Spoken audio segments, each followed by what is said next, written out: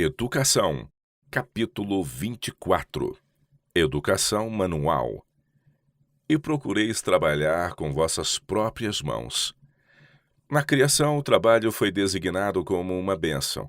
Significava desenvolvimento, poder, felicidade.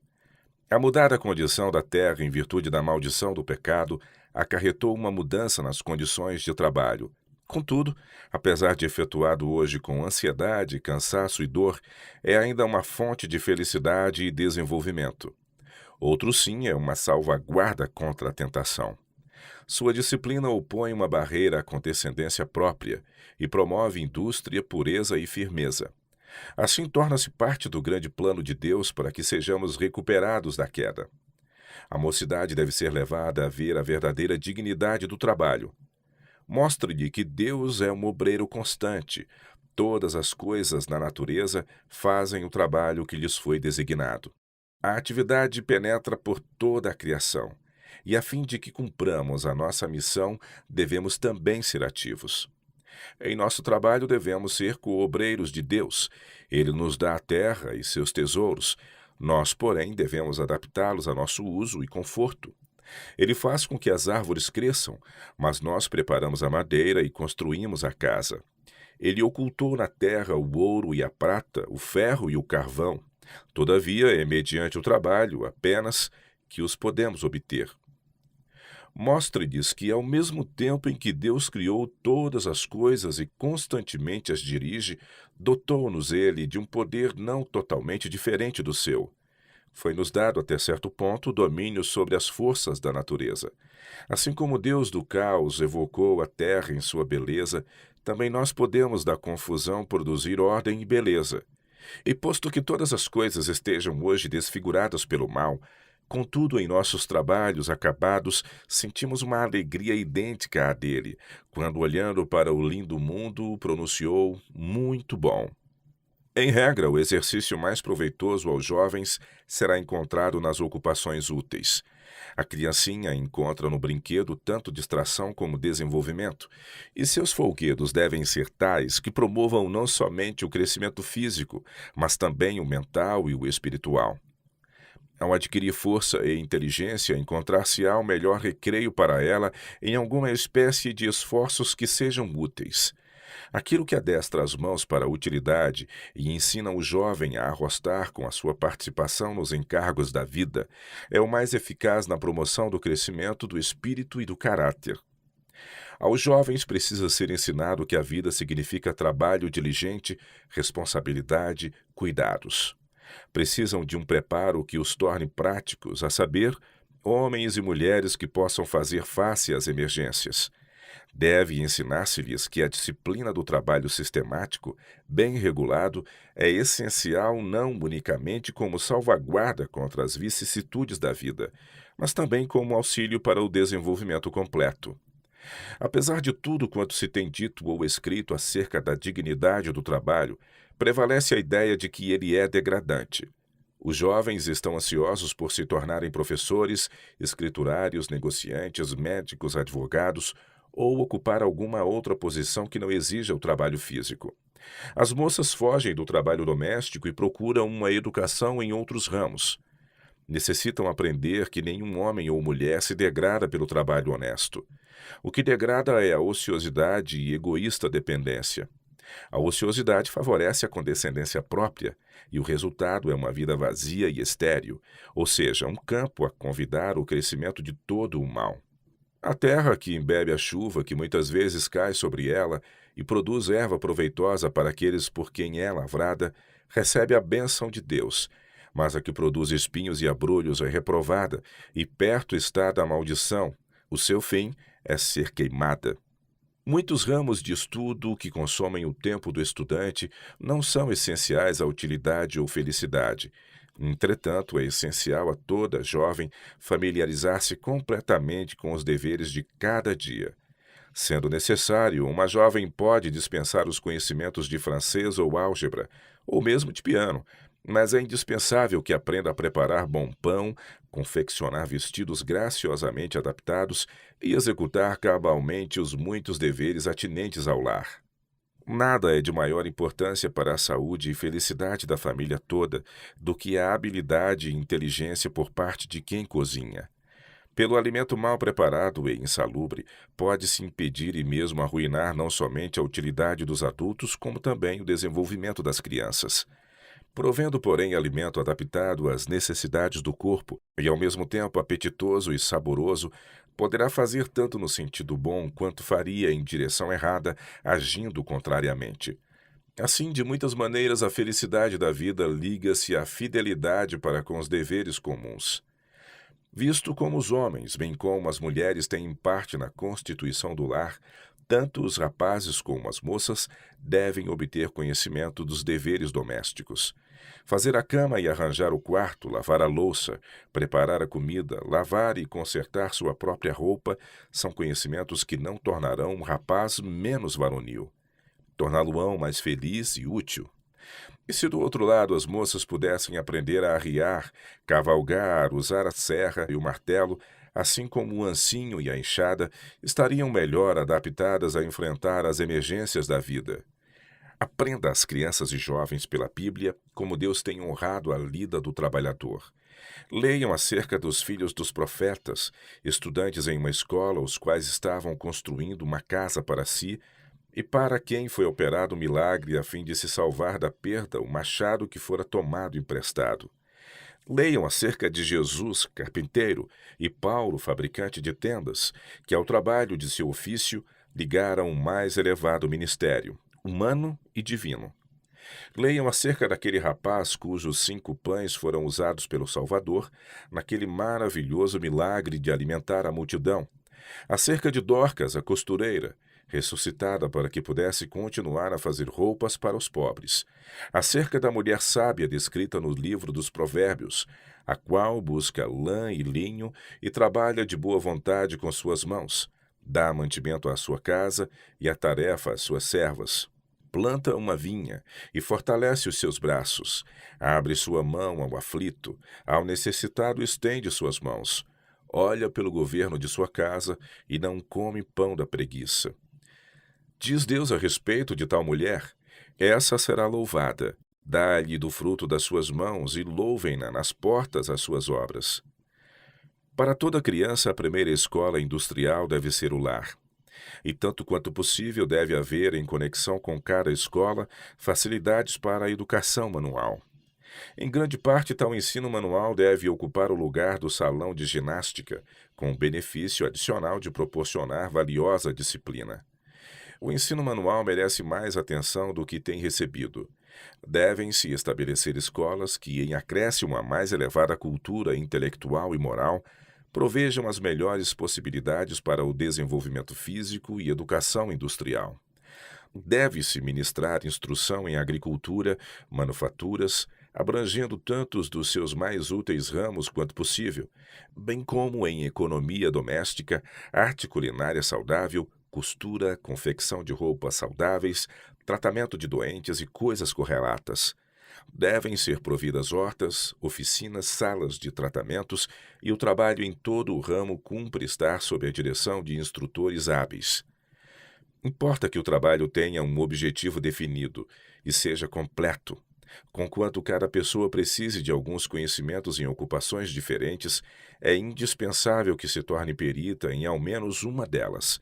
Todo jovem, ao deixar a escola, deve ter adquirido conhecimento em algum ofício ou ocupação com que, se for necessário, possa ganhar sua subsistência. A objeção que mais frequentemente se faz contra a educação industrial nas escolas é a grande despesa que isto envolveria.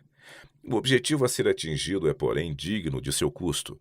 Nenhuma outra obra a nós confiada é tão importante como a educação da juventude, e todo o desembolso exigido para sua perfeita realização representa meios bem aplicados. Mesmo sob o ponto de vista dos resultados financeiros, os gastos exigidos para a educação manual demonstrar-se-iam a mais verdadeira economia. Multidões de nossos rapazes seriam assim preservados de perambular pelas ruas e frequentar bares. Os gastos com hortas, oficinas e instalações para banhos, os gastos com hortas, oficinas e instalações para banhos seriam mais do que correspondidos pelas economias nas despesas com hospitais e escolas disciplinares. E quanto aos próprios jovens adestrados em hábitos de trabalho e habilitados em atividades úteis e produtivas, quem poderia calcular seu valor para a sociedade e para a nação? Como descanso ao estudo, ocupações ao ar livre que proporcionem exercício ao corpo todo são as mais benéficas. Nenhum ramo do trabalho manual é mais valioso do que a agricultura. Um esforço maior deve fazer-se a fim de criar e incentivar interesse nos trabalhos da agricultura. Chame o professor a atenção para o que diz a Bíblia sobre a agricultura, que cultivar a terra era o plano de Deus para com o homem, que o primeiro homem, o governador do mundo inteiro, foi dar um jardim a cultivar, que muitos dos maiores vultos do mundo, a verdadeira nobreza deste, foram cultivadores do solo. Mostrem as oportunidades de uma vida tal. Diz o sábio: até o rei se serve do campo. A Bíblia declara acerca daquele que cultiva o solo: o seu Deus o ensina e o instrui acerca do que há de fazer. Diz mais: o que guarda a figueira comerá do seu fruto.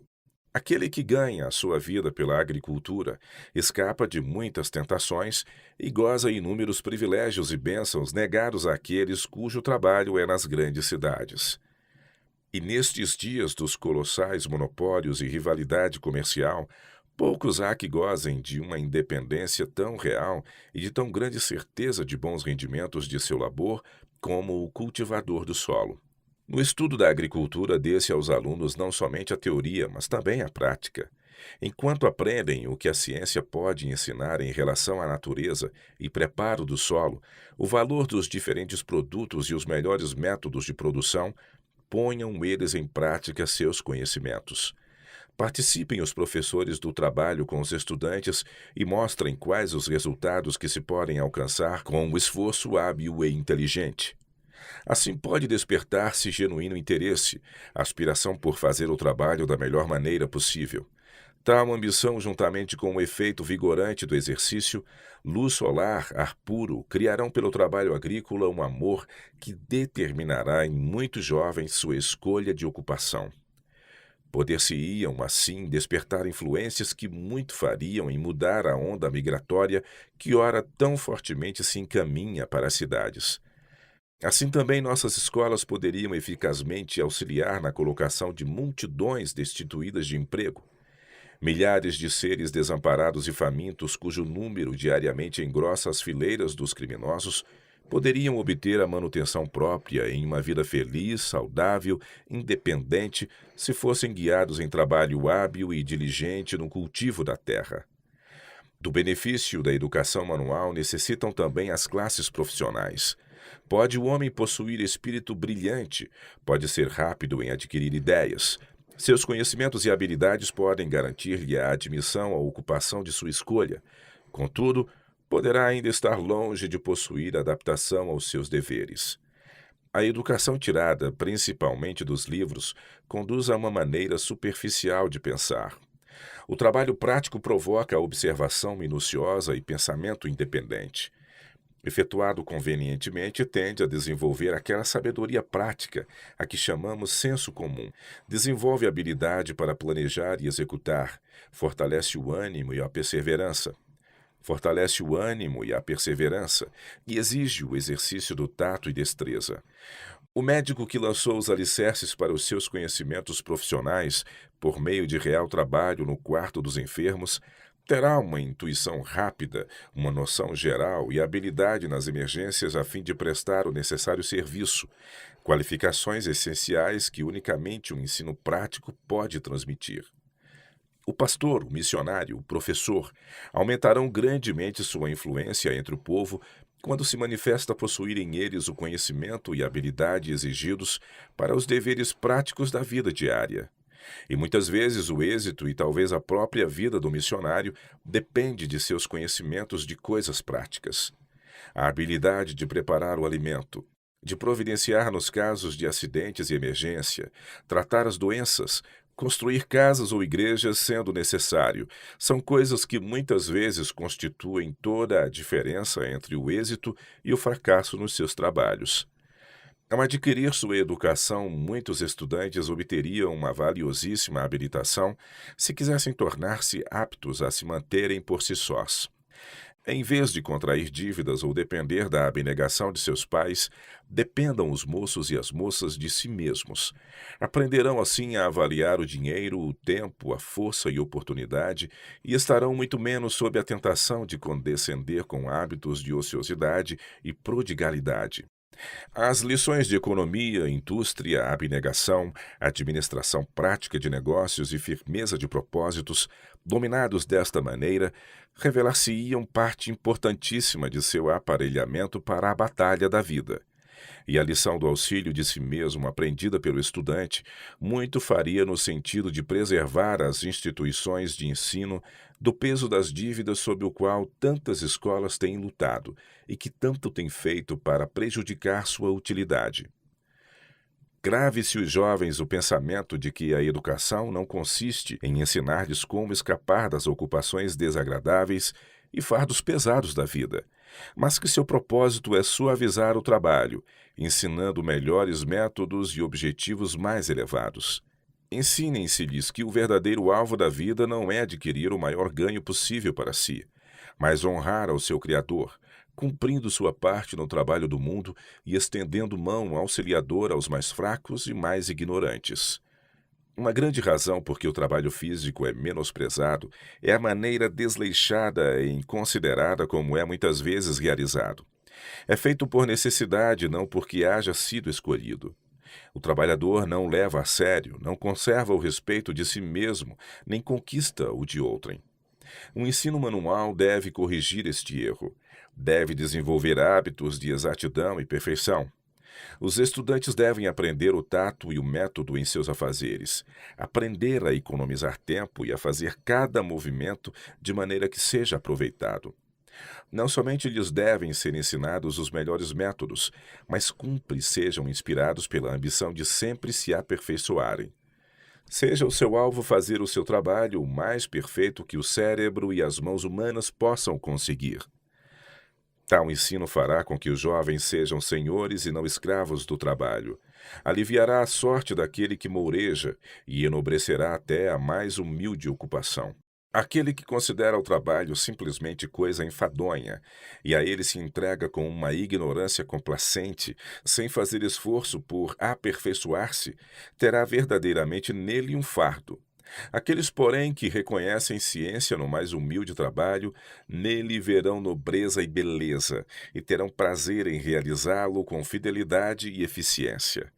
Um jovem educado desta maneira, qualquer que seja a sua missão na vida, contanto que seja honesto, há de fazer de seu cargo uma posição de utilidade e honra.